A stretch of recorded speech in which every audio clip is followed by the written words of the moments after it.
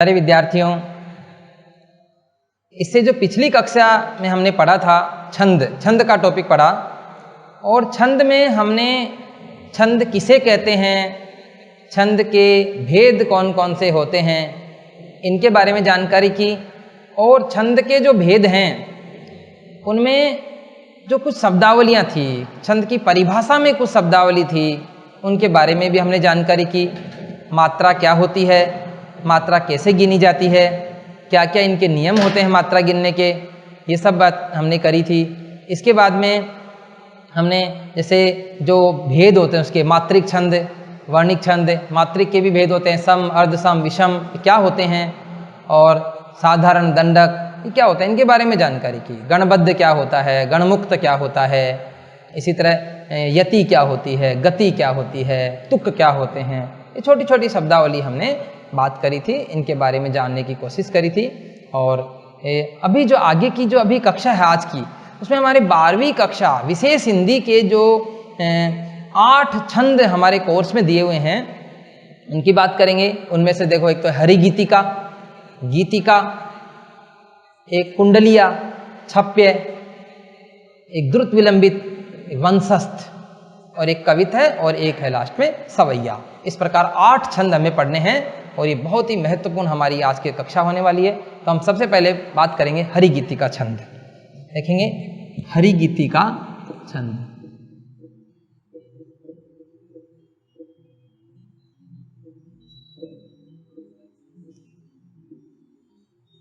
हरि गीतिका छंद, देखो हरि गीतिका क्या होता है, इसमें ये एक मात्रिक छंद है, और इसको याद करने के लिए जो तरीका है, पहले हम इसको अपनाएंगे, फिर इसके बारे में जानकारी करेंगे। हम इस हरि गीतिका छंद को पढ़ने के लिए हरि गीतिका शब्द को 4 बार लिखेंगे।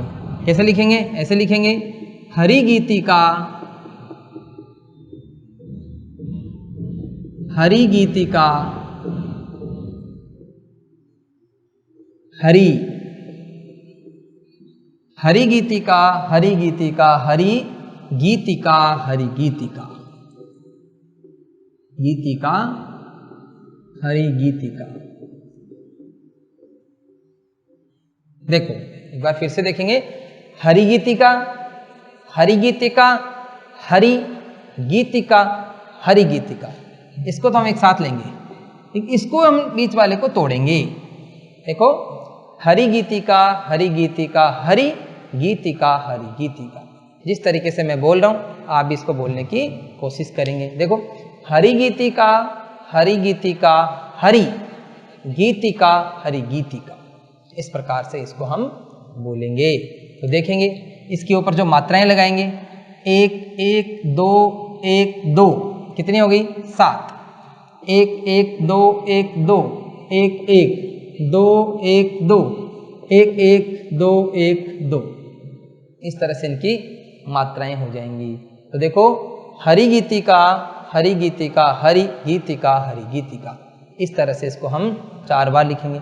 7 मात्राएं हो गई, 1 1 2 1 2, इसी तरह से इसकी भी 7 हो गई, 1 1 2 1 2, 1 1, इस तरह से कितनी मात्राएं होगी, 14 16 मात्राएं होगी। 7 7 14 और 2 16, इसकी 1 1 हो गई, तो कितनी हो गई, 2 हो गई है। 7 7 और 2, तो 14 और 2 16 मात्राएं हो गई। इधर 5 और 7 12, यानी हरि गीतिका छंद में कुल कितनी मात्राएं होगी, 16 और 12, यानी कितनी होगी, यहाँ पर भी है 5 और 7 यानी 12। ठीक है, तो हरि गीतिका छंद है, उसमें 16 12 करके 28 मात्राएं हो गई। तो हरि गीतिका छंद को याद करने का सबसे सरल जो तरीका है वो ये है, हरि गीतिका, हरि गीतिका, हरि गीतिका, हरि गीतिका, इस तरह से इसको याद करेंगे। अब जब ये हमारे याद हो जाएगा तो इसको हम क्या करेंगे, इसका एक डायग्राम बनाएंगे। तो कुल मिलाकर हरि गीतिका छंद जो है वो किस प्रकार से होगा, देखेंगे। हरि गीतिका छंद में हम इस तरह से करेंगे,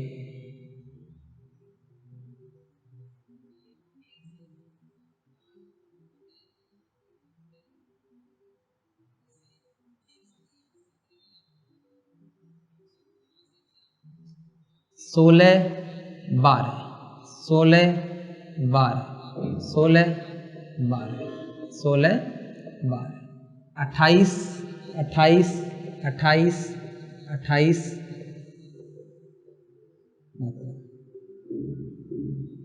देखो, हरि गीतिका छंद में हरि गीतिका शब्द को 4 बार बोलेंगे। हरि गीतिका, हरि गीतिका, हरि। हरि गीतिका में 7 मात्राएं, फिर हरि गीतिका में 7 मात्राएं 14, फिर हरि में 2 मात्राएं यानी 16। एक बार 16 मात्राओं पर हम यहाँ रुकेंगे। इसको कहते हैं हम यति, कि यहाँ पर यति हो जाएगी। फिर आगे गीतिका 5 और हरि गीतिका 7, यानी वही 12 मात्राएं हो गई। तो ये 16 12, इस तरह से कुल कितनी मात्राएं हो गई? 28। देखेंगे 16 12 16 12 16 12 16 12 करके 28 28 28 28 4 बार इसकी मात्राएं हो गई। अब ये छंद कैसा है देखो, इसकी विशेषता क्या हो गई? ये कैसा छंद हुआ? ये हुआ एक तो ये सम छंद हो गया, सम मात्रिक छंद।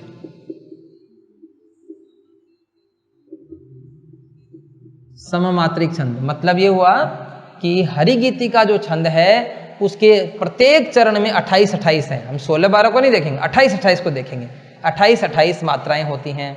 और आप देखिए कल के कक्षा में भी बात की थी, यदि सभी चरणों में मात्राओं की या वर्णों की संख्या समान होती है तो कैसा छंद होता है? सम होता है। मात्राओं की समान होता है तो सम मात्रिक हो गया, और वर्णों की समान है तो समवर्णिक हो गया। तो इस प्रकार से हमें एक बात ध्यान करनी है क्या, कि ये छंद कैसा है? सम मात्रिक छंद है। हरि गीतिका छंद देखेंगे, वही हरि गीतिका शब्द को हरि गीतिका हरि गीतिका हरि गीतिका हरि गीतिका 16 12 पर ये 3, 16 12 28 28 28 28 28 4 बार होंगी। तो छंद कैसा हो गया? सम मात्रिक छंद। एक बात हो गई इसकी, सम मात्रिक छंद हो गया। दूसरी बात इसकी करेंगे कि इसमें 4 चरण होते हैं, 4 चरण होते हैं इसके। एक और बात हमें ध्यान में रखनी है, 4 चरण होते हैं, 1 2 3 4। और तीसरी 16 12 पर यति होती है। आप इसको देखते जाएंगे और करते जाएंगे, ज़्यादा याद करने की आवश्यकता नहीं है। बस हरि गीतिका को 4 बार लिखेंगे, तीसरे नंबर के हरि और गीतिका को तोड़ेंगे, हरि को इधर लेंगे, 16 पर यति कर देंगे, बच गए जो 28 कर देंगे। तो 16 12 28 तो सम मात्रिक छंद है। 4 चरण होते हैं, 16 12 पर यति होती है। प्रत्येक चरण में 28 वर्ण 28 मात्राएं हैं। प्रत्येक चरण में 28 मात्राएं, प्रत्येक चरण में 28 होते हैं, 16 12 उनका एक टुकड़ा हो जाता है। 4 चरण होते हैं, सम मात्रिक छंद है। और इसके जो अंतिम जो 2 हैं वो क्या होता है? लघु गुरु होता है। अंत में लघु गुरु होता है, अंत में लघु गुरु होता है। अंत में लघु गुरु होता है। कैसे? जैसे अभी आप हरि गीतिका को 4 बार लिख रहे थे, हरि गीतिका, तो आप देखो यहां पर क्या आ रहा था? अंत में ये लघु और ये गुरु। अंत में लघु गुरु होता है। यहां देखो लघु मात्रा है, यहाँ गुरु है, तो अंत में लघु गुरु होता है। हरि गीतिका छंद बहुत अच्छे से आपको समझ में आया होगा। और बहुत अच्छी सी ट्रिक है, हरि गीतिका को ही 4 बार लिख देंगे। हरि गीतिका हरि गीतिका हरि गीतिका हरि गीतिका। ये देखो यहाँ पर हरि गीतिका हरि पर यहाँ रुके, आगे का यहाँ आ गया गीतिका हरि गीतिका। प्रत्येक चरण में 28 मात्राएं होती हैं, 16 12 पर यति होती है, सम मात्रिक छंद है, 4 चरण होते हैं, अंत में लघु गुरु होता है। इस तरीके से इसका एक उदाहरण आप देखेंगे, तो देखेंगे संसार की समर स्थली में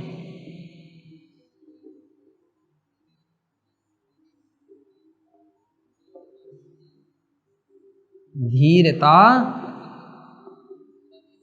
धारण करो। संसार की समर स्थली में धीरता धारण करो। देखो इसकी मात्राएं 2 2 1, यहाँ देखेंगे 2 1 1, और यहाँ से इसके साथ ये इसके साथ मिल जाएंगे तो इसकी 2 हो जाएंगी। अगर ये डेश योजक चिन्ह नहीं होता तो एक ही होती, 1 2 2।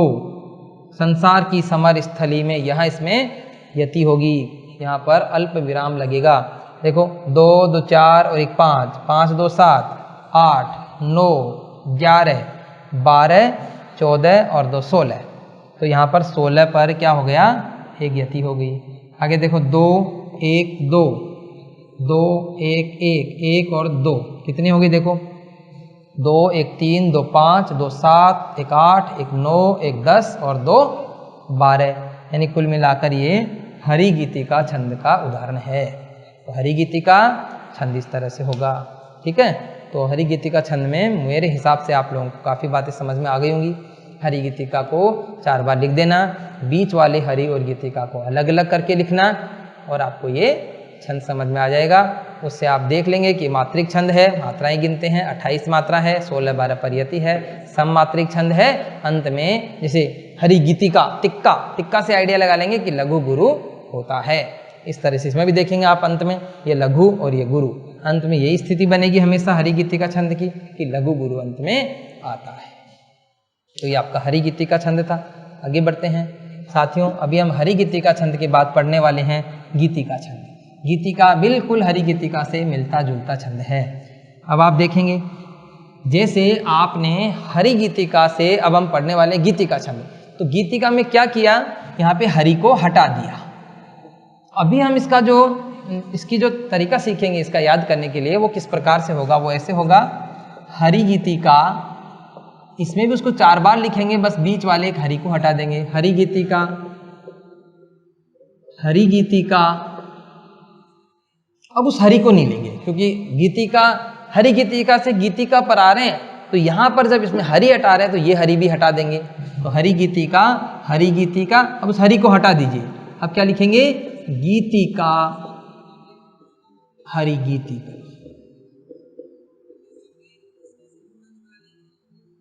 ये हो गया। अब आप देखो इसकी हमने पहले, ये देखो 7 और 7 कितनी हो गई, 14 हो गई, ये 14 पर, और इधर 5 और 7 12, इधर कोई बदलाव नहीं होगा। तो हरि गीतिका में क्या होगा, 14 12 पर यति होगी, यानी वहां पे कितने पर हो रही थी, 16 12, और यहाँ कितने आ रहे हैं, 14 12। बस ये 2 का एक अंतर है और कुछ भी अंतर नहीं है। हरि हटाया मतलब केवल हरि बीच का जो अलग हरि था उसको हटा दिया, यानी इसका किस तरह से बन जाएगा, इस तरह से बनेगा 14 12, 14 12, फिर 14, फिर 12, फिर 14, फिर 12। यहाँ देखो 14 12, 14 12, 14 12, 14 12, इस तरीके से ये 14 12 14 12 पर यति हुई। कितनी कितनी मात्राएं हो गई, 26, इधर भी 26, इधर भी 26, इधर भी 26, ये 26 मात्राएं यहाँ पर हो गई। 26 26 26 26, आपको सीधा सा उसी को ध्यान में रखना है। हरि गीतिका को, हरि गीतिका, हरि गीतिका, हरि को हटा दीजिए, गीतिका, हरि गीतिका। तो 16 12 की यति थी, अब कितने पर हो गई, 14 12 पर हो गई। इस तरह से हम इसको कर सकते हैं। अब देखो इसके बाद इसकी विशेषताएं क्या बन जाएंगी, इसकी विशेषता बन जाएंगी वही है, सब में बराबर है तो क्या हो जाएगा, सममात्रिक छंद। सममात्रिक छंद है, जैसे हरि गीतिका था वैसा ही ये रहेगा, सममात्रिक छंद। फिर क्या हो जाएगा, 4 चरण है इसके भी, 4 चरण, इसके भी 4 चरण रहेंगे। फिर क्या होगा, प्रत्येक चरण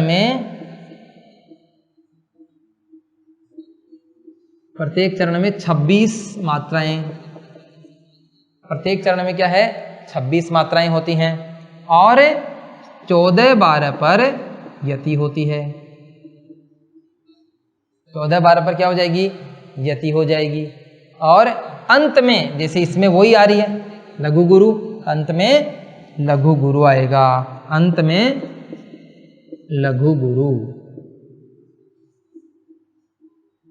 तो हमें हो सकता है कक्षा 12 के इस अब की बार जो पेपर आने वाला है उसमें, या अगली बार जो भी आएगा उसमें ये भी पूछा जा सकता है कि हरि गीतिका और गीतिका छंद में क्या अंतर है, अंतर भी पूछा जा सकता है। तो अंतर में बस यही एक अंतर है हरि गीतिका और गीतिका में कि उसमें 2 मात्राएं इसमें कम होती हैं, बस उसमें 16 12, इसमें 14 12, बाकी कोई अंतर नहीं है। इस तरीके से आप ये रेखांकन करके अगर परीक्षा में लिखते हैं तो बहुत ज़्यादा अच्छे नंबर आपको मिल सकते हैं। इसका भी एक उदाहरण देखेंगे हम। देखो, हे प्रभो आनंददाता, हे प्रभु आनंद दाता ज्ञान हमको दीजिए।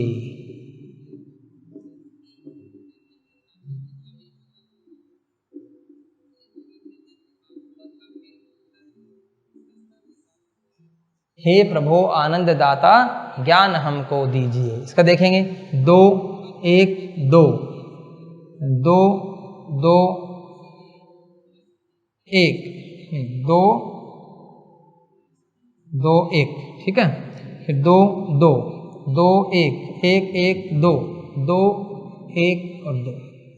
इसको देखेंगे 2 1 3 2 5 5 2 7 2 9 1 10 2 12 और 2 14, तो 14 हो गए। 14 के बाद यहाँ अल्पविराम आ गया, यति हो गई। फिर देखो 2 1 3 1 4 1 5 2 7 2 9 1 10 और 2 12, तो इस तरह से ये 12 हो गई, 14 12। और अंत में ये देखेंगे क्या हो गया, लघु और गुरु। अंत में लघु गुरु होता है। तो प्यारे विद्यार्थियों, मेरे हिसाब से आपको गीतिका छंद भी समझ में आया होगा। गीतिका में कुछ भी नहीं है, केवल हरि के 2 मात्राएं कम कर दीजिए बस, और हरि गीतिका से गीतिका याद कर लीजिए। बता देते हैं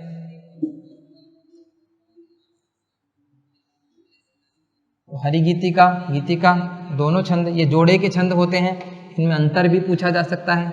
इसके बाद में हम पढ़ेंगे कुंडलिया छंद। कुंडलिया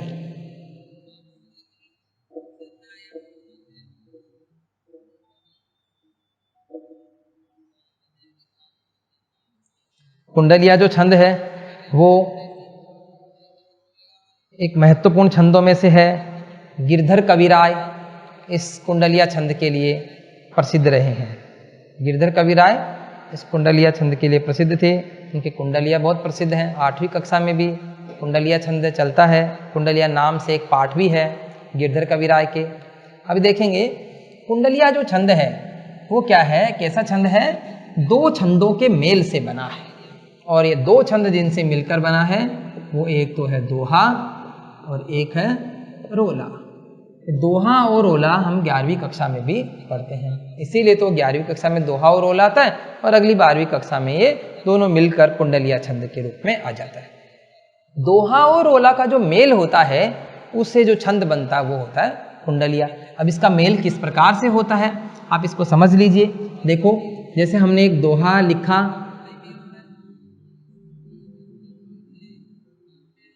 ये दोहा कंप्लीट होता है। दोहे में यहाँ 13 11 फिर 13 फिर 11, ये दोहा हो गया। फिर रोला, रोला क्या हो जाएगा, 11 13 11 13 फिर 11 फिर 13 फिर 11 फिर 13। देखेंगे ये जो अपना रोला है 11 13 11 13 11 13 11 13 24 24 24 24 मात्रा। इसको समझेंगे थोड़ा सा। कुंडलिया छंद दोहा और रोला के मेल से बनता है। तो ये तो कौन सा छंद हो गया, यहां तक दोहा हो गया। और ये कौन सा छंद हो गया, ये हो गया रोला छंद। दोहा और रोला इन दोनों के मिलने से क्या बनता है, कुंडलिया छंद बनता है।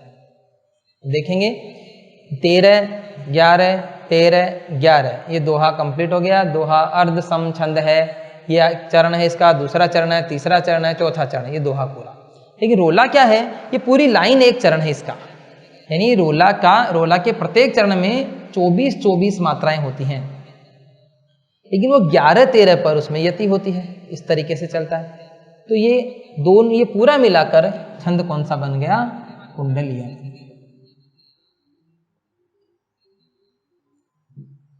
कुंडलिया छंद है। अब देखो इसके चरण कितने हो गए, 1 2 3 4 5 6 7 8 चरण हो गए इसके। तो आपको पता है 4 से अधिक चरण, कल भी हमने इसकी परिभाषा की थी इससे पिछली कक्षा में भी, कि 4 से ज्यादा जो चरण होते हैं वो छंद कौन सा कहलाता है, विषम छंद कहलाता है।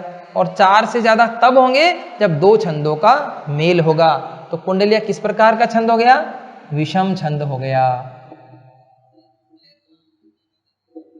कुंडलिया विषम छंद है क्योंकि इसमें 4 से ज्यादा चरण हो गए। एक बात ध्यान में रखना, कुंडलिया किस प्रकार का छंद है? विषम। और विषम में भी कैसा है? विषम मात्रिक छंद है। ये भी क्योंकि इसमें मात्राओं वाला ही काम है, तो विषम मात्रिक छंद है अपना कुंडलिया। ये बात आपको ध्यान में रखनी है, विषम मात्रिक छंद कुंडलिया होता है। इसके बाद में देखेंगे कि जो कुंडलिया है 2 छंदों के मेल से बना है, विषम मात्रिक है। इसकी जो अन्य विशेषता है वो क्या है? इसका प्रथम शब्द और अंतिम शब्द एक होता है। प्रथम शब्द और अंतिम शब्द एक होता है। इसका क्या विशेषता है? हम इसको अच्छे से समझेंगे अभी। प्रथम व अंतिम शब्द समान होता है।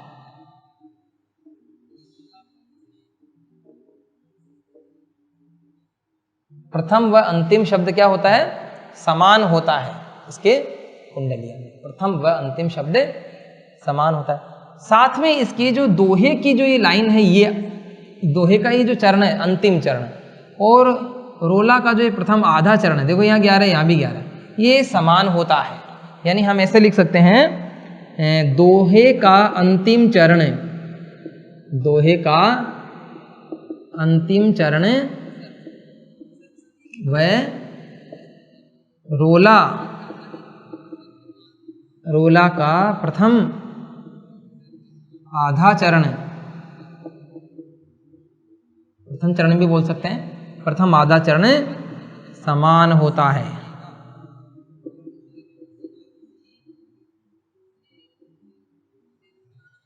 इस तरीके से बनता है। ठीक है, अब इसका एक उदाहरण हम इसमें देखते हैं कि किस प्रकार से ये कुंडलिया छंद होता है और कैसे इसके जो प्रथम शब्द और अंतिम शब्द समान होते हैं। इसके लिए हमें छंद लिखने की आवश्यकता है, ये तो हमें आवश्यकता भी नहीं थी। देखेंगे, लाठी में गुण बहुत हैं, लाठी में गुण बहुत हैं, सदा राखिए संग, सदा राखिए संग, सदा राखिए संग, यहां तक आ जाएंगे। लाठी में गुण बहुत हैं, सदा राखिए संग, नदियां नाला जहां पड़े, नदियां नाला जहां पड़े, तहां बचावत अंग,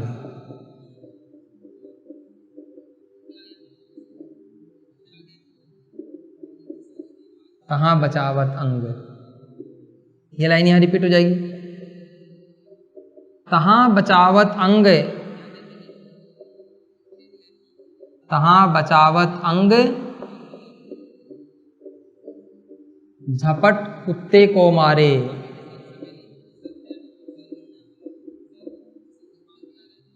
झपट कुत्ते को मारे, दुश्मन दामन गिर,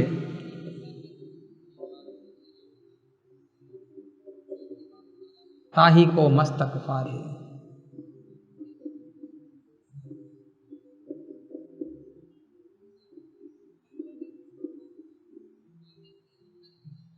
देखो, लाठी में गुण बहुत हैं, सदा राखिए संग, नदिया नाला जहां पड़े, तहां बचावत अंग, तहां बचावत अंग, झपट कुत्ते को मारे, दुश्मन दामन गिर, ताही को मस्तक फारे। कहे गिरधर कविराय सुनो ए धुर के साठी। देखो, कहे गिरधर कविराय, कहे गिरधर कविराय सुनो ए धुर के साठी, सब हथियारन छोड़, सब हथियारन छोड़, हाथ में लीजिए लाठी।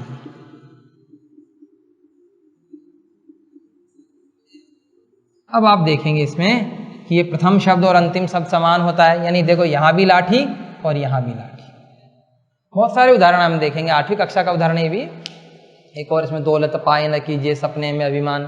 तो देखो, लाठी, यहां भी लाठी, तो क्या हो गया, इसका दोहे का प्रथम व अंतिम शब्द समान है, तो प्रथम व अंतिम शब्द समान है।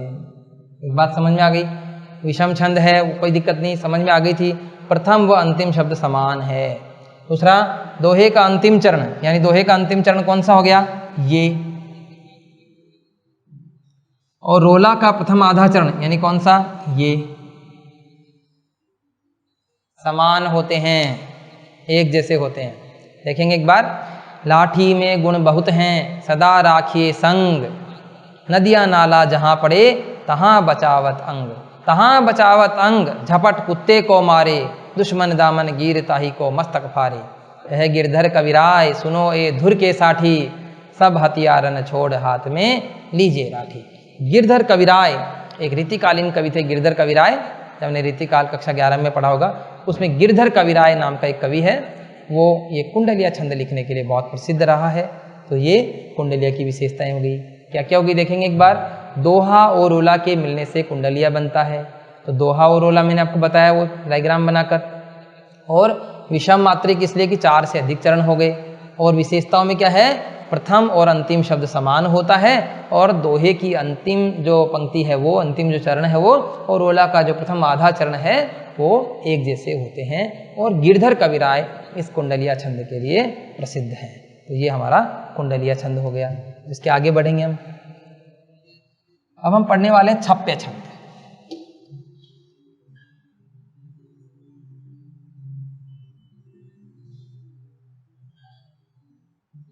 छप्पे छंद पढ़ेंगे।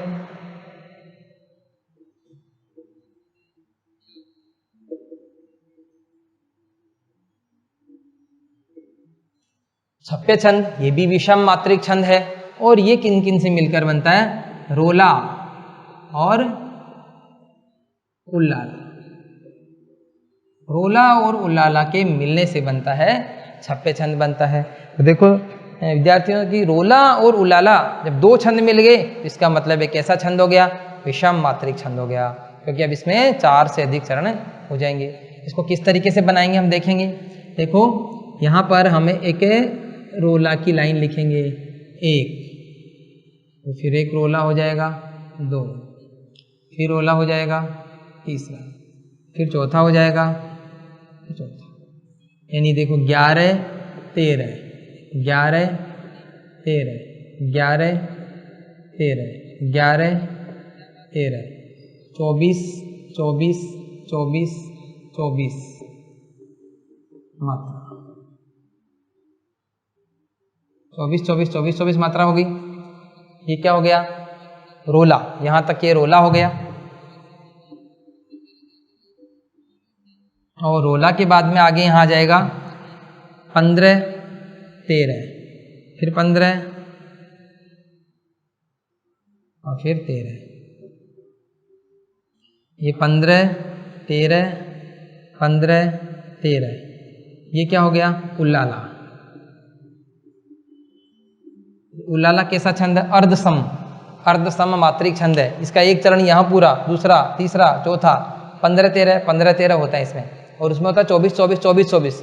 यति होती है 11 13 पर, लेकिन ये छंद यहाँ चरण ही कंप्लीट हो जाता है 15 13 15 13। अर्ध सम है, ये दोनों समान, ये दोनों समान, और ये पूरे समान समान, इसलिए वो सम है। तो कुल मिलाकर रोला और उल्लाला के मिलने से कौन सा छंद बनता है, छप्पे छंद बनता है। और किस प्रकार का छंद हो गया छप्पे, छप्पे हो गया विषम, विषम मात्रिक छंद, विषम मात्रिक छंद है छप्पे। ये आप ध्यान रखेंगे कि विषम मात्रिक छंद है। और इस छप्पे छंद के लिए कौन प्रसिद्ध हैं, छप्पे छंद के लिए प्रसिद्ध हैं चंदवरदाई।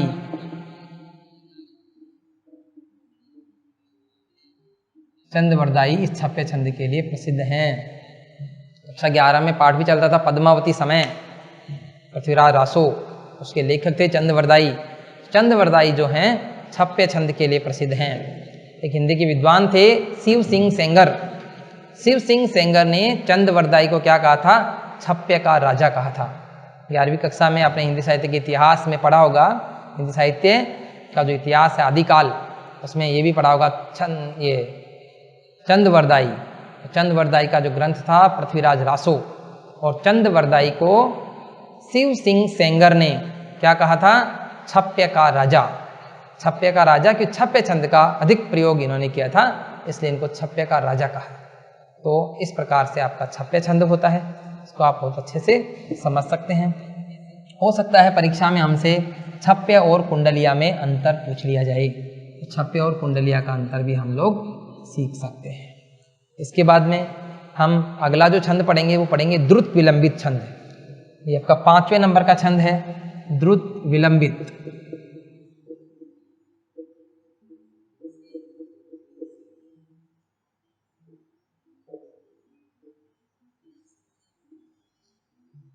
द्रुत विलंबित छंद, द्रुत विलंबित छंद है ये। द्रुत विलंबित छंद जो है वो किस प्रकार का छंद होता है? ये वर्णिक छंद है, वर्णिक छंद है। इसके लिए सबसे जो अच्छा जो तरीका है इसको याद करने का वो है नब भर। देखो ये छंद किस प्रकार का है? एक है ये गणबद्ध वर्णिक छंद, यानी गणबद्ध छंद है। इसमें गण देखेंगे और वर्णिक तो ये है ही, वर्णिक में ही होता है गणबद्ध, और समवर्णिक भी है ये, समवर्णिक यानी चारों चरणों में बराबर मात्राएं हैं, इसलिए बराबर वर्ण है, इसलिए समवर्णिक। और इसका जो गण है इसके वो क्या है? इसका सूत्र हम बनाते हैं नब भर, और 4 इसके चरण होते हैं, 4 चरण हैं इसके, और प्रत्येक चरण में क्या है? 12 वर्ण हैं।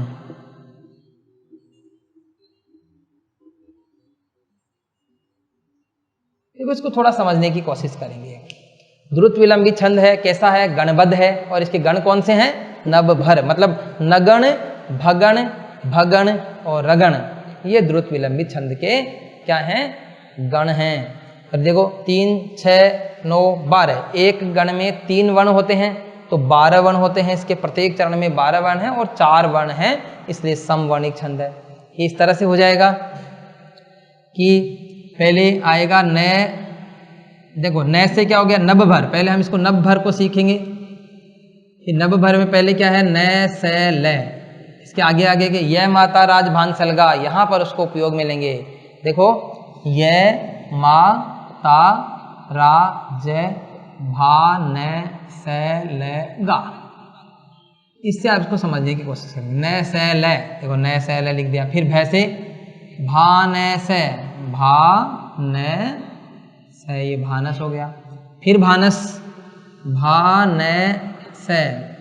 फिर रे से रा जय भा, रा जय भा, राजभा हो गया। देखो न से ले, भा न से, भा न से, रा जय भा। इसको आप देखेंगे, इसकी मात्रा होगी 1 1 1, 2 1 1, 2 1 1, 2 1 2। इस तरीके से इसकी मात्राएं बनेंगी, तो ये आपको ध्यान में रखना है। इस तरीके से देखो वर्ण कितने हो गए? 12 हो गए, और मात्राएं। इसका एक उदाहरण देखेंगे, इससे आप इसको समझ सकते हैं। इसे देखेंगे, दिवस का अवसान समीप था। देखेंगे दिवस का अवसान समीप था। देखो मात्राएं देखेंगे, 1 1 1, 2 1 1, ऊपर देखते जाएंगे, 2 1 1, 2 1 2। दिवस का अवसान समीप था, इसी छंद का उदाहरण है। और देखें इसकी अगली लाइन भी, गगन था कुछ लोहित हो चला। अगली पंक्ति में भी ये सेम ही रहेगा, यानी अगर आपको द्रुत विलंबित पूछता है, सीधा सा याद रखना, द्रुत जल्दी से, और क्या बिना विलंब के, तो फटाफट क्या बताएंगे? नब भर। बस नब भर करते ही हमारा काम हो जाएगा। नब भर याद रह जाए, इसको संस्कृत में इसको और तरीके से बताते हैं, द्रुत विलंबित छंद नभो भरो, तो उससे भी हम कर सकते हैं, लेकिन हमें जरूरत नहीं है। देखो नब भर, नब भर का मतलब 3 3 6 3 9 3 12, इससे याद रहेंगे प्रत्येक चरण में 12 वर्ण हैं, 4 चरण हैं, हो गया याद। और इसी से याद रहेगा कि गणबद्ध है, वर्णिक है, और सब में 12 12 तो समवर्णिक है। आप एक ही चीज से इन सारी चीजों को याद कर सकते हैं। एक उदाहरण से हमने इसको समझा कि कैसे करेंगे। नब भर का मतलब क्या हुआ, न का मतलब न से ले, न से ले लिख दिया।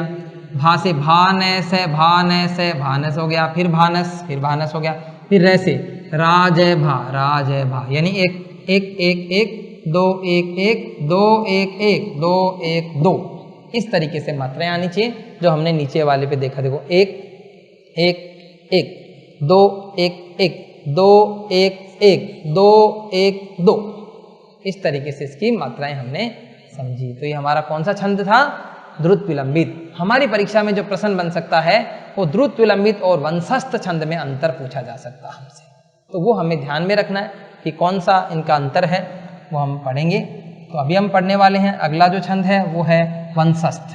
तो वंशस्थ छंद को पढ़ेंगे, देखेंगे किस प्रकार से होता है वंशस्थ। वंशस्थ भी द्रुत विलंबित की तरह ही होता है।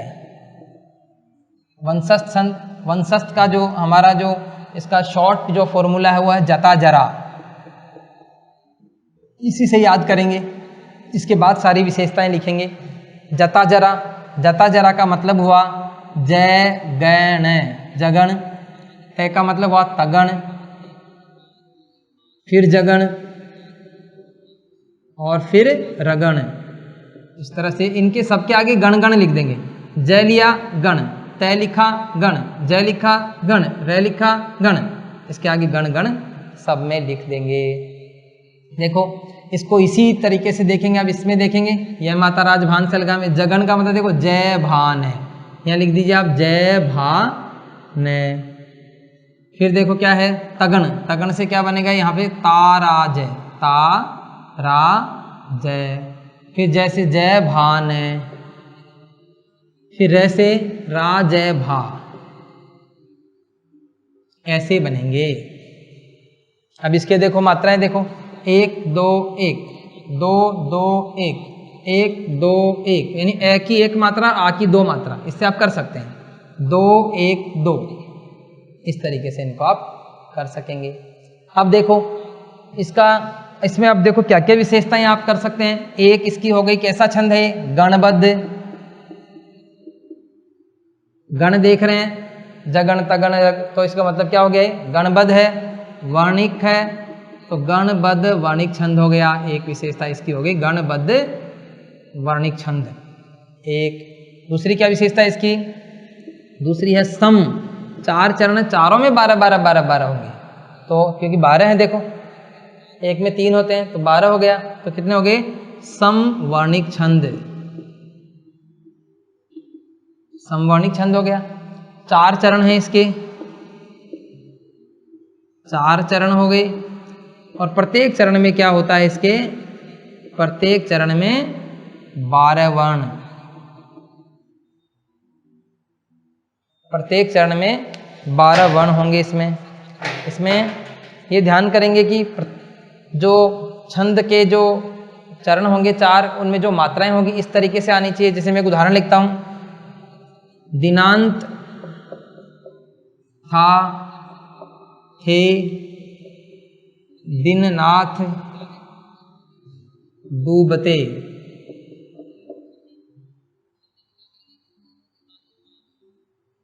इसी से समझ लेंगे, दिनांत था, थे, दिननाथ, डूबते। देखो 1 2 1, इसी तरह से आ रहा है 2 2 1 1 2 1, फिर 2 1 और 2, इस तरीके से हमारा ये कौन सा छंद होता है, वंशस्थ। तो साथियों अभी हमने 8 छंद में से कितने छंद पढ़ लिए, 6 छंद हमने पढ़ लिए। तो देखेंगे इनमें से एक पढ़ा हमने हरि गीतिका, फिर दूसरा गीतिका, फिर है इसका कुंडलिया और छप्य, दोनों का अंतर। और अभी हमने इससे पहले पढ़ा द्रुत विलंबित, और अब कौन सा पढ़ रहे हैं, वंशस्थ। वंशस्थ में याद क्या रखेंगे, जता जरा, इसी इसको यह माता राज भान से लगा को काम में लेंगे यहाँ पर, और इससे समझ लेंगे, इसी के आधार पर इसकी विशेषताएं बना लेंगे। तो अभी हमें 2 छंद और पढ़ने हैं, और वो कौन कौन से छंद हैं 2, वो हैं एक तो एक हमारा बचा हुआ कवित छंद और एक दूसरा सवैया छंद, वो भी हम अभी पढ़ेंगे। कवित और सवैया दोनों छंद अभी पढ़ेंगे।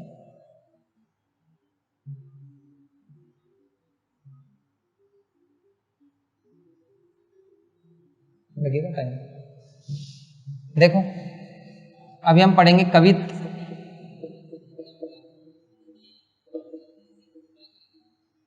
कवित छंद।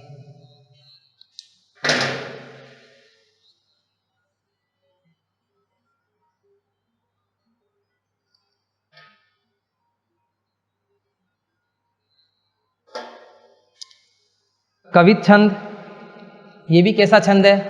वर्णिक छंद है, लेकिन ये गणमुक्त छंद है। गणमुक्त छंद है कवित। इसमें 31 से 33 तक वर्ण होते हैं। कवित छंद के लिए घनानंद प्रसिद्ध हैं। तुलसीदास जी ने कवितावली में भी इस छंद का प्रयोग किया है। तो इस तरह से कवित छंद भी काफ़ी महत्वपूर्ण छंद है। कविता और इसके बाद बस एक छंद बचेगा हमारा, कौन सा? सवैया छंद। तो देखेंगे कवित छंद। कवित छंद जो है किस प्रकार का छंद है? वर्णिक छंद है। वर्णिक छंद है, और वर्णिक में भी किस प्रकार का छंद है? गणमुक्त है। गणमुक्त, इसका मतलब ये हुआ कि हम कवित छंद जब पढ़ेंगे तो इसमें केवल वर्ण गिनेंगे और इसके जो गण जो हैं वो नहीं देखेंगे हम। तो कवित छंद होता है ना, इसके भी क्या होते हैं? 4 चरण होते हैं। और प्रत्येक चरण जो होता है, प्रत्येक चरण में 31 से 33 वर्ण होते हैं। ये खास बात हमें ध्यान रखनी है। 31 से 33 वर्ण होते हैं। किस तरीके से होते हैं? देखो एक बार मैं आपको बता देता हूं। ये कवित लिखेंगे हम, और कवित के जो भेद होते हैं वो कौन कौन से होते हैं? हमारे कवित के भेद होते हैं 2। एक भेद कौन सा होता है? मन हरण कवित। मन हरण कवित होता है। और दूसरा जो भेद है वो कौन सा है? घनाक्षरी। घनाक्षरी में कौन सी घनाक्षरी हो गई? एक रूप घनाक्षरी और दूसरी देव घनाक्षरी।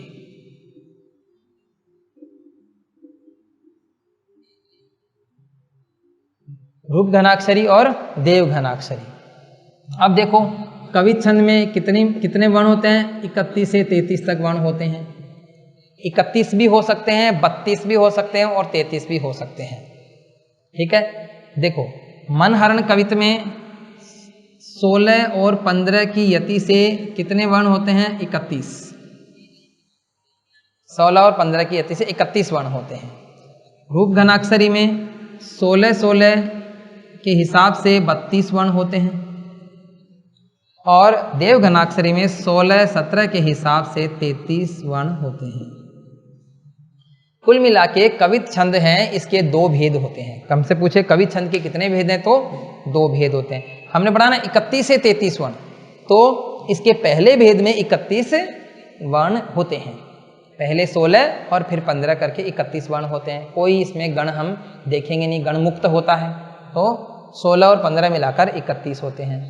फिर इसका दूसरा भेद है घनाक्षरी। इस घनाक्षरी में क्या होता है? 32 भी होते हैं और 33 भी होते हैं, जबकि इसमें 31 होते हैं केवल। अब इसके फिर से 2 भेद हो गए, रूप घनाक्षरी और देव घनाक्षरी।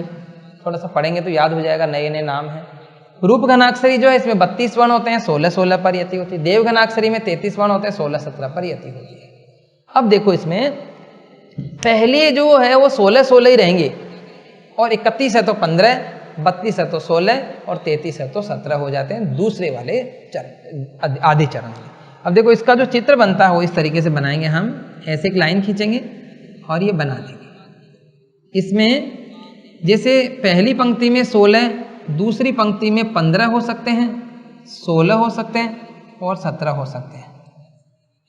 पहली पंक्ति में 16 रहेंगे, दूसरी में 15 हो सकते हैं, 16 हो सकते हैं, 17 हो सकते हैं। यानी पहले 16 फिर 15 कितने हो गए? 31। तो कौन सा हो गया? मनहरण कवित। पहले 16 फिर 16 रूप घनाक्षरी, पहले 16 फिर 17 देवघनाक्षरी। इस तरीके से इसको हम पढ़ते हैं। इसका जो छंद होता है वो इस तरीके से बनता है। देखेंगे एक बार कि पहले हम लिखेंगे इसमें 16, फिर ये, फिर दूसरे लिए, फिर इस तरीके से, फिर तीसरा और फिर ऐसे, फिर चौथा, फिर ऐसे। इसमें 16 होते हैं, इसमें 15 होते हैं, तो मन हरण कवित 16 15 16 15 16 15 कौन सा हो गया? मन हरण कवित, मन हरण कवित हो गए। लेकिन यदि हम यहाँ पर 16 लेते हैं तो ये हो गया रूप घनाक्षरी, यानी ये वाला 32 हो गया। और यहाँ पर हम अगर 17 लेते हैं तो वो कौन सा हो गया? वो हो गया देवघनाक्षरी, जिसमें 33 वर्ण होते हैं। तो कुल मिलाकर पहले जो आधी जो पंक्ति है, आधा चरण है, इसमें 16 होगा या 15 हो सकता है, 16 हो सकता है और 17 हो सकता है। 15 16 और 17 में से कुछ भी होगा और ये हमारे तीनों इसके भेद हो जाएंगे।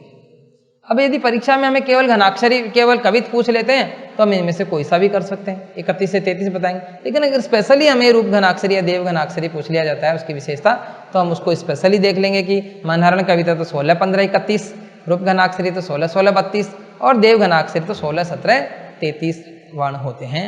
और ये गणमुक्त छंद है, 4 चरण होते हैं, 31 से 33 वर्ण इसके होते हैं।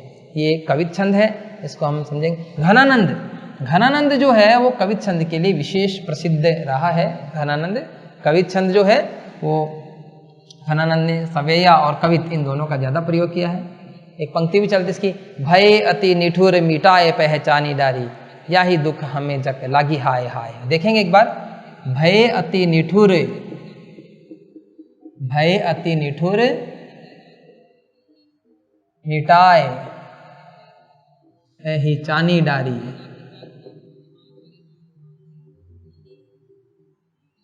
भय अति निठुर मिटाए पहचानी डारी, या ही दुख, या ही दुख हमें जक लागी हाय हाय है।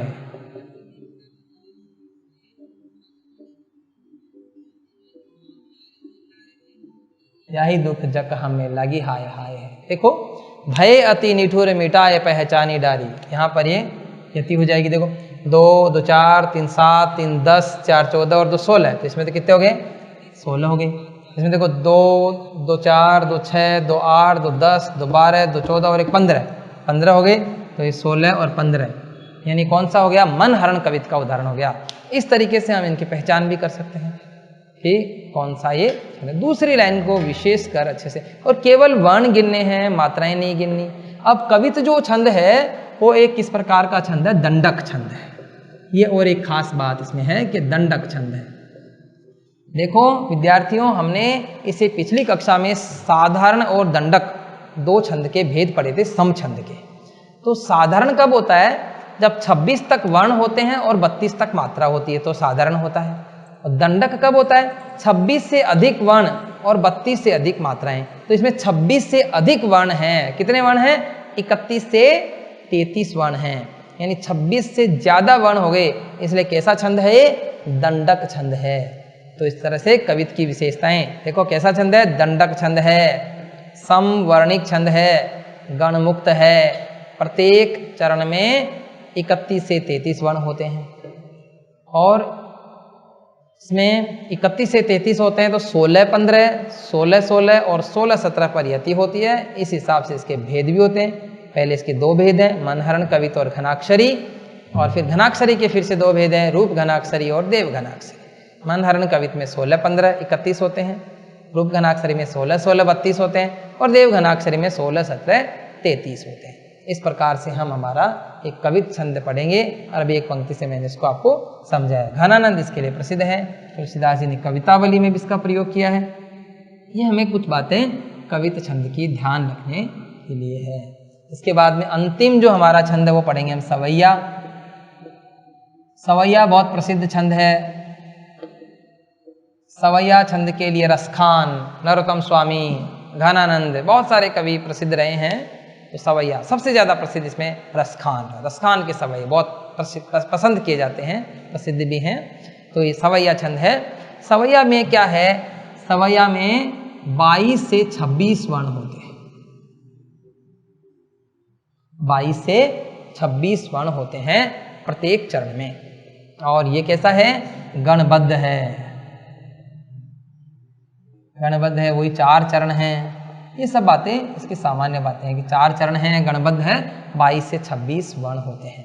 मतलब ये हुआ कि जैसे हम सवैया पढ़ते हैं, इसकी एक लाइन ऐसे जो 4 चरण चलेंगे, इन 4 चरणों में यहाँ 22 से 26 वर्ण होंगे,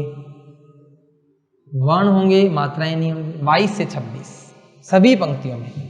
अब देखो सभी में कैसे, मतलब 22 भी हो सकता है, चारों ही पंक्तियों में 22 हो सकते हैं, 23 हो सकते हैं, 24 हो सकते हैं, 25 और 26 भी हो सकते हैं। इस तरह से ये चलता है। इसीलिए हमने सवैया की एक जो विशेषता है कि सवैया कैसा छंद है, जिसके 4 चरण होते हैं और प्रत्येक चरण में 22 से 26 वर्ण होते हैं, 22 से 26 वर्ण होते हैं। तो इसमें आप ये देखेंगे कि किसी में 22 होते हैं, किसी में 23 होते हैं, किसी में 24 होते हैं, किसी में 25, किसी में 26। इस आधार पर अनेक प्रकार के सवैया प्रचलन में आ गए, अनेक कवियों ने अनेक प्रकार के सवैया बना लिए। अब वो जो सवैया के अनेक प्रकार के भेद हैं वो बहुत ज़्यादा हैं, तो हम हमारे हिसाब से हमें जो महत्वपूर्ण लग रहे हैं उसके हम कुछ भेद यहाँ पर पढ़ेंगे। तो सवैया के जो भेद है वो हम लोग यहाँ पढ़ेंगे। इसमें से हम एक पढ़ते हैं, पहला मदिरा। तो मदिरा सवैया जो है वो पढ़ेंगे हम। सवैया के भेद है, उनमें है मदिरा। मदिरा में क्या होता है, 22 वर्ण होते हैं। एक बात इस पे ध्यान रखेंगे, 22 वर्ण होते हैं मदिरा में। अगर सवैया का प्रश्न आ गया तो इतना बड़ा आपके पास मैटर हो जाएगा कि आप आराम से उसको पूरा लिख देंगे। मदिरा 22 वर्ण होते हैं और कैसे होते हैं, 7 भगण और 1 गुरु होता है। 7 भगण 1 गुरु, ये इसकी विशेषता है। 7 भगण का मतलब एक गण में 3 होते हैं, तो 7 ये 21 तो ये हो गए आपके, और 1 ये गुरु यानी 1 गुरु की मात्रा हो गई, 21 और 1 22। ये होते हैं इसके मदिरा छंद के गण। 22 वर्ण होते हैं, 7 भगण 1 गुरु। इस तरीके से आप इसको याद रख लेंगे। मदिरा, इसका जो उदाहरण है बहुत अच्छा उदाहरण केशव दास जी की रामचंद्रिका से है। सिंधु तरयो उनको बनरा, तुम पे धनुरेख, तुम पे धनुरेख गई न तरी।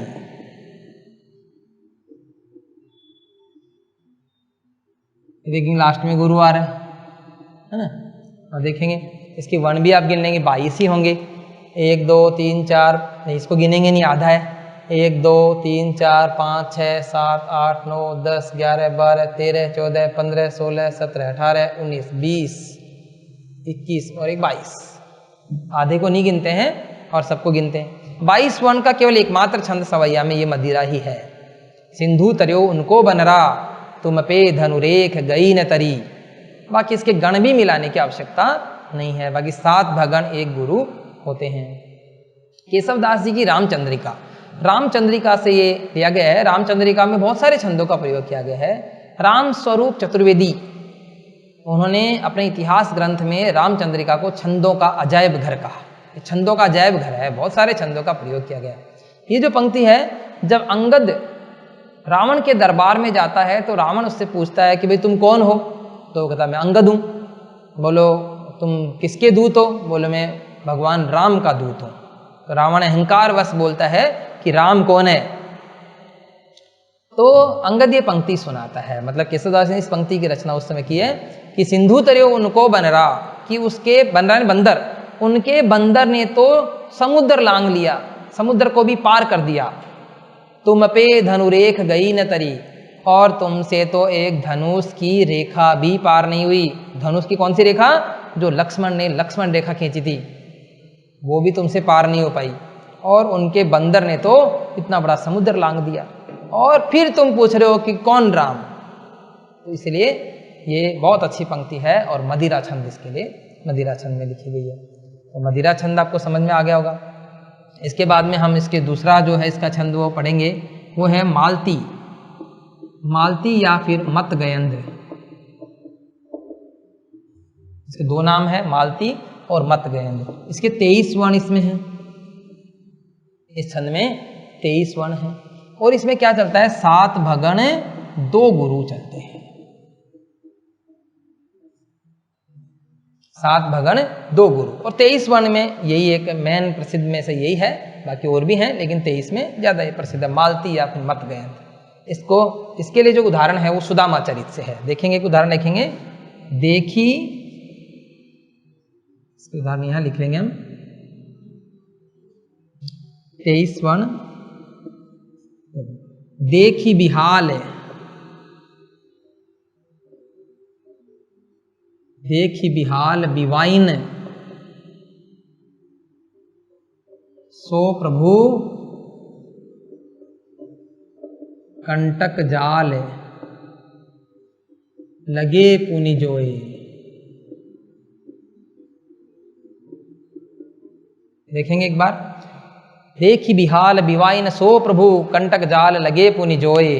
देखो 1 2 3 4 5 6 7 8 9 10 11 12 13 14 15 16 17 18 19 20 21 22 23 वर्ण है।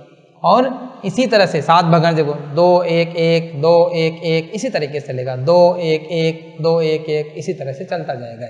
और लास्ट में क्या आ जाएगा, इसमें 2 बार गुरु है, यहाँ भी गुरु और यहाँ भी गुरु। देखो 2 1 1 2 1 1 2 1 1 7 बार आएगा, 7 या 21 और अंत में 2 गुरु हो जाएंगे। आप इस पर मात्राएं डाल डाल के इसको देख सकते हैं। तो इस तरीके से ये आपका दूसरा कौन सा छंद हो गया, मालती या फिर मतगयंध। इसमें ये जो पंक्ति है, देखी बिहाल बिवाइन सो प्रभु कंटक जाल लगे पुनि जोए, सुदामा चरित, सुदामा चरित से ली गई है। नरोत्तम दास जो हैं उन्होंने सुदामा चरित नाम से एक रचना लिखी और बहुत ही मार्मिक करुण रस से ओतप्रोत रचना है, जिसमें जब सुदामा कृष्ण के दरबार में आते हैं तो जब द्वारपाल उनको रोक लेते हैं, तो द्वारपाल जब रोक लेते हैं तो एक द्वारपाल कृष्ण के पास जाता है और सुदामा की स्थिति को बताता है। तब बताता है, देखो देखी बिहाल बिवाइन सो प्रभु कंटक जाल लगे पुनि जोए, हाय महा दुख पायो सखा तुम आए इते न किते दिन खोए। देखी सुदामा की दीन दशा करुणा करके करुणा निधि रोए, पानी परात को हाथ छुयो नहीं नैनन के जल सो पगल होए। नरोत्तम दास सवाया छंद के लिए वो भी जाने जाते हैं। बहुत ही अच्छी इनकी एक रचना है सुदामा चरित। शीस पगान झंगातन पे प्रभु जानी को आई बसे के ही ग्रामा, धोती फटी सी लटी दुपट्टी अरुपाय उपाने को नहीं सामा। द्वार खड़ो द्विज दुर्बल एक रहो चकिसो बसुधा अभिरामा, पूछत दीन दयाल को धाम बता बता अपनो नाम सुदामा। इतना जब बताता है कि द्वारपाल क्यों अपना सुदामा नाम बता रहा है, उसके सिर पर पगड़ी नहीं है, फटे हाल है, बीवाइयाँ फटी हुई है, तो कृष्ण दौड़ कर वहाँ पहुँचता है और सुदामा को देखकर बहुत दुखी होता है। उसको कहता है कि तुम इतने दिन मेरे पास क्यों नहीं आए। और जो पानी, जो किसी कोई अतिथि हमारे आता है तो परात में पानी मंगाते हैं गरम, और उससे उसके पैर धोते हैं, उससे पैर धोने के लिए मंगाया, लेकिन कृष्ण ने अपने आंसुओं से ही सुदामा के पैर धो दिए। बहुत ही अच्छी मार्मिक रचना है कि एक फटेहाल, एक गरीब ब्राह्मण और एक इतने बड़े क्षेत्र का राजा, कितने मित्र थे दोनों। देखेंगे इसके आगे हम इसको, जो अगला जो हमारा जो छंद है वो पढ़ेंगे हम किरीट। किरीट छंद पढ़ेंगे, इसको मिटा देते हैं यहाँ से, किरीट छंद देखेंगे। तो किरीट जो छंद है अपना वो देखेंगे कि किरीट छंद, किरीट का अर्थ से मुकुट होता है। किरीट सवैया जो है इसमें, उसमें 24 वर्ण होते हैं, 24 वर्ण होते हैं। किरीट में 24 वर्ण होते हैं। और 24 वर्ण कैसे होते हैं?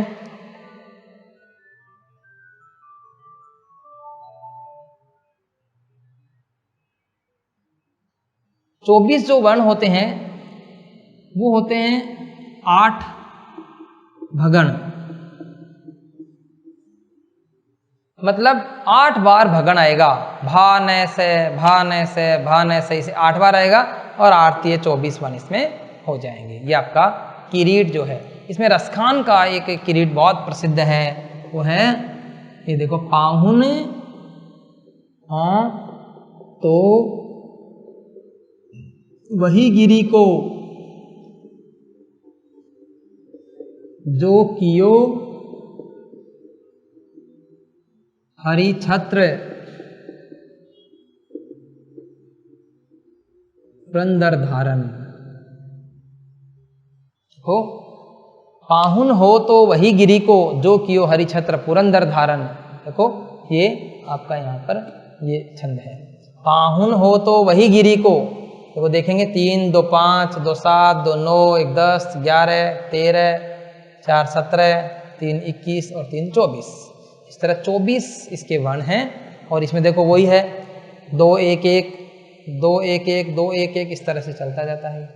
तो इसको हम देखेंगे, कभी कभी ऐसे एक आध जगह अगर कोई बदलाव आता भी है तो उसे भी हम यही छंद मान लिया जाए। हो सकता है कभी से वहाँ पर कुछ बैठ नहीं रहा हो तो उन्होंने सेट कर दिया, उसको हम दूसरा छंद नहीं माने। तो देखो इसमें पाहुन हो तो वही गिरी को जो कियो हरि छत्र पुरंदर धारण। रसखान मूल नाम था उनका सैयद इब्राहिम। रसखान जो थे वो कृष्ण भक्त थे, उन्होंने कृष्ण से भी अधिक कृष्ण भूमि यानी ब्रज भूमि से लगाव किया। तो उन्होंने इस पंक्ति के द्वारा कहा कि यदि भगवान मुझे अगले जन्म में पत्थर बनाओ, पाहन भी मिलता है, पाहुन भी मिलता है, यदि मुझे अगले जन्म में पत्थर बनाओ तो कहाँ का बनाना? उसी पर्वत का बनाना जिसको भगवान ने इंद्र से ब्रजवासियों को बचाने के लिए उसे धारण किया था। पाहन हो तो वही गिरी को जो कियो हरि छत्र पुरंदर धारण। जो खग हो तो बसेरो करो मिली कालिंदी कूल कदम्ब की डारन। कि मेरा बसेरा अगर हो तो यमुना नदी के किनारे कदम्ब के पेड़ों की डालियों पर हो, अगर मुझे पक्षी बना दो तो। इस तरीके से रसखान ने ब्रजभूमि से विशेष लगाव प्रदर्शित किया है। एक और जो छंद हम इसमें अंतिम पढ़ेंगे सवैया में, दुर्मिल सवैया। और दुर्मिल में भी 24 वर्ण ही होते हैं, लेकिन क्या होता है इसमें 8 सगण होते हैं। 8 सगण, वही 8 सगण, सगण का मतलब सह लेगा 1 1 2 1 1 2 8 बार चलेगा, और ये दुर्मिल सवैया है। ठीक है, इसको हम याद कर सकते हैं, सगण 8 सगण, इसमें 8 भगण। इसमें दुर्मिल किरीट आब है, दुर्मिल आस है, इस तरह से याद कर सकते हैं। तो देखो इसमें एक पंक्ति है, उसको देख लें। कर्ता कर जोड़ गुहार प्रभु। कर्ता कर जोड़ गुहार प्रभु। अब रख लो लाज हमार प्रभु। कर्ता कर जोड़ गुहार प्रभु, अब रख लो लाज हमार प्रभु। देखो 1 1 2 1 1 2 1 1 2 1 1 2, इसी तरह से चलता जाएगा। अब इस तरह से बनेगा, रख लो अब लाज हमार प्रभु, इस तरीके से ये बन जाएगा। तो इस तरीके से 1 1 2 1 1 2 1 1 2 1 1 2 से चलता जाएगा। देखिए इस तरीके से हम इसको याद कर सकते हैं। कर्ता कर जोड़ गुहार प्रभु, रख लो अब लाज हमार प्रभु। इसको हम लिखकर चेक भी कर सकते हैं कि हमारा सही हुआ या नहीं हुआ, तो इस तरीके से। और अगर कहीं गलत है तो उसको हम सेट कर सकते हैं। तो ये हमारा कौन सा छंद हुआ? दुर्मिल सवैया। तो इस प्रकार से प्यारे विद्यार्थियों, आज हमने 8 छंद पढ़े। इस वीडियो को बार बार देखेंगे और छंद को पूरा करेंगे। धन्यवाद।